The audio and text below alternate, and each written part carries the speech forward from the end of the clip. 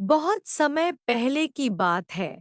एक सुंदर सा राज्य महल था जहाँ एक राजा और रानी रहते थे। राजा का नाम था राजा राम सिंह और रानी का नाम था रानी सुमित्रा। राजा और रानी के दो प्यारे बेटे थे जिनके नाम थे सीत और बसंत। चारों तरफ खुशियों का माहौल था। राजा राम सिंह बहुत दयावान था क्योंकि अपने प्रजा को भी बहुत खुश रखता था। एक दिन रानी ने अपने महल के बगीचे में एक पुराना घोंसला देखा। वहां दो चिड़िया रहती थी। रानी को पंछियों से बहुत प्यार था। दूसरे दिन जब रानी ने जाके देखा तो चिड़िया के दो बच्चे बैठे थे। ये घोंसला रानी को बहुत प्यारा लगा क्योंकि रानी के भी दो बच्चे थे। अगले दिन जब रानी ने जाके देखा तो बहुत बड़ा घटना हो गया था। चिड़िया की पत्नी का देहांत हो गया है। चिड़िया बहुत दुखी थी क्योंकि उसकी पत्नी ने अपने बच्चों को छोड़ के चली गई थी। कुछ दिन बाद रानी ने देखा कि चिड़िया ने एक नई पत्नी लाकर ब्याह कर लिया है। लेकिन नई पत्नी ने चिड़िया के बच्चों के साथ अच्छा व्यवहार नहीं करती थी। एक दिन चिड़िया के न रहने से बच्चों को मार दिया। यह देखकर रानी की चिंता और बढ़ गई। उसने सोचा, अगर मेरे मरने के बाद राजा साहब ने भी दूसरी शादी कर ले और मेरी जगह कोई और आ जाए तो मेरे बच्चों का क्या होगा। यह सोचकर रानी ने दिन और रात चिंतित में रहने लगी।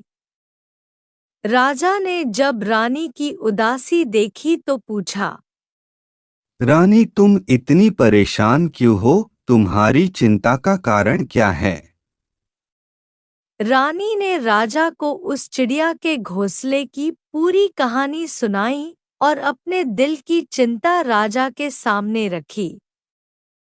उसने कहा, मुझे डर है कि अगर मेरे साथ कुछ हो गया तो आप दूसरी शादी कर लेंगे और वह औरत हमारे बच्चों को वैसे ही नुकसान पहुंचा सकती है जैसे उस चिड़िया की दूसरी पत्नी ने उसके बच्चों को मारा।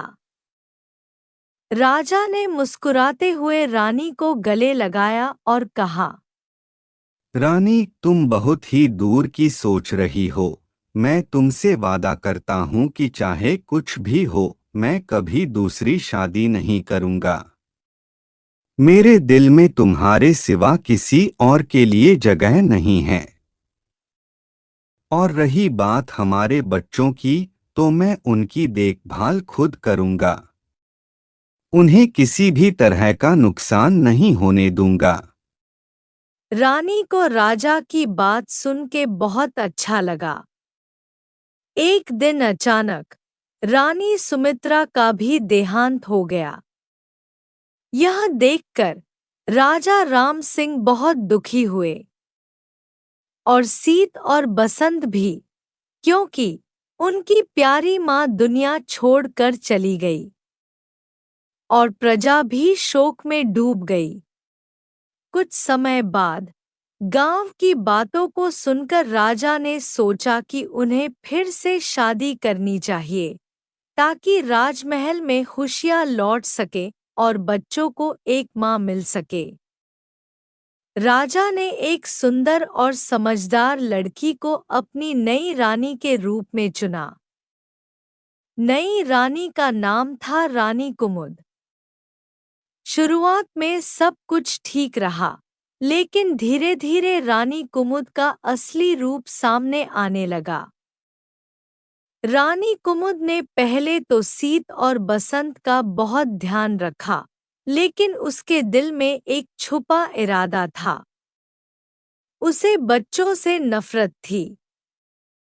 वह सोचने लगी, अगर मैं इन्हें कुछ कर दूं, तो मैं अकेली रानी बन जाऊंगी और राजा की सारी संपत्ति मेरी होगी।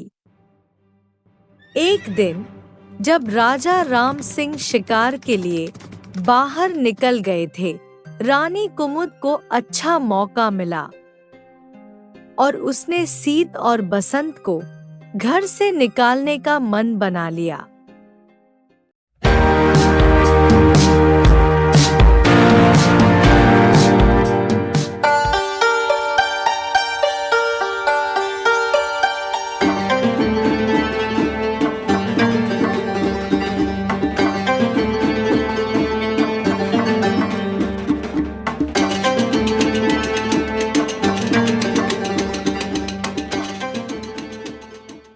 बेटे चलो आज बाहर चलते हैं। मैं तुम्हें एक बहुत बड़ा तोहफा दूंगी। तुम लोगों को बहुत अच्छा लगेगा। सीत और बसंत ने रानी की बात सुनकर एक दूसरे की ओर देखा। उन्हें रानी की असलियत का पता लग चुका था। वे समझ गए थे कि रानी कुमुद उन्हें नुकसान पहुंचाना चाहती है। इसलिए उन्होंने अपनी चतुराई से काम लिया। उन्होंने रानी से कहा, ठीक है रानी माँ, लेकिन पहले हमें यह बताइए कि आपका तोहफा क्या है। तुम्हें जंगल में ले चलूंगी। वहां तुम्हें एक बड़ा खजाना मिलेगा।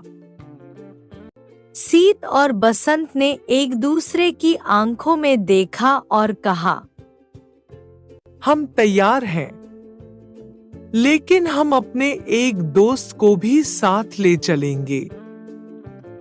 रानी कुमुद को यह सुनकर गुस्सा आया, लेकिन उसने खुद को संभाला और कहा, ठीक है, तुम उसे भी ले आओ।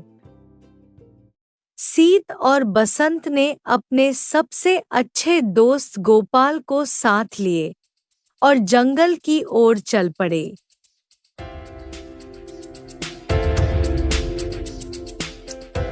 रानी कुमुद ने सोचा, इन बच्चों को जंगल में छोड़ दूंगी, फिर मैं अकेली राजमहल की रानी बन जाऊंगी।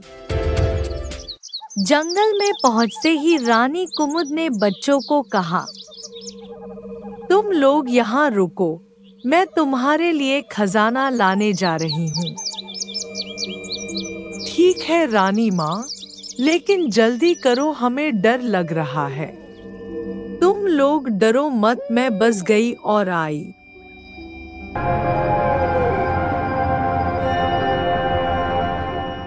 लेकिन सीत और बसंत ने जंगल में कुछ दिनों से खेलने के दौरान एक गुफा देखी थी।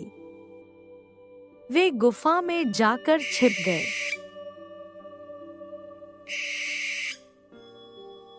रानी कुमुद ने सोचा कि बच्चे डर गए हैं और उन्हें ढूंढना मुश्किल होगा।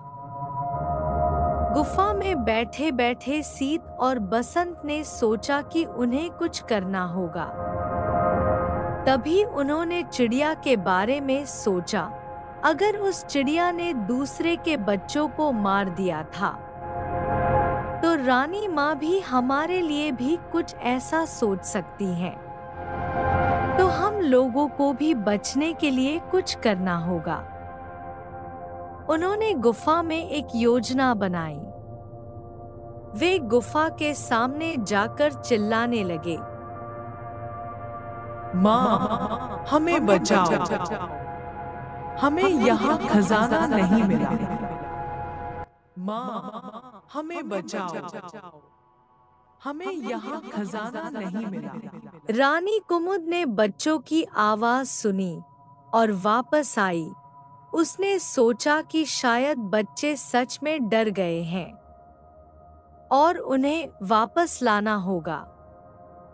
जैसे ही वह गुफा के पास पहुंची, बच्चों ने अचानक बाहर निकलकर कहा,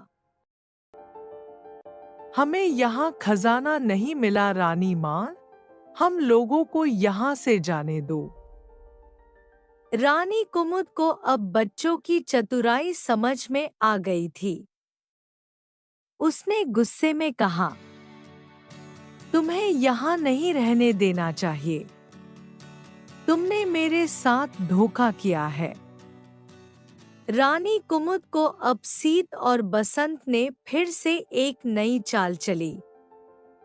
उन्होंने कहा, रानी माँ, आप ही तो हमारी माँ है। हमें आप पर विश्वास है। अगर आप हमें वापस राजमहल नहीं ले जाएंगी तो हम जंगल में ही रहेंगे। रानी कुमुद को बच्चों की बातों ने परेशान कर दिया। उसे समझ में आया कि अगर बच्चों को जंगल में छोड़ दिया तो लोग उसे फिर से दोष देंगे। इसलिए वह बच्चों को वापस ले जाने पर मजबूर हो गई। जब वे राजमहल पहुंचे तो राजा राम सिंह लौट आए थे। उन्होंने देखा कि रानी कुमुद ने बच्चों के साथ क्या किया। राजा ने रानी को बुलाया और पूछा,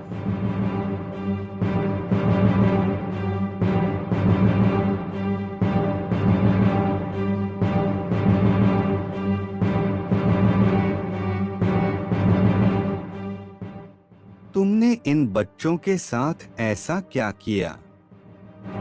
मैंने तो बस उन्हें खजाने के लिए भेजा था। रानी कुमुद ने झूठ बोला, लेकिन सीत और बसंत ने सब कुछ बता दिया।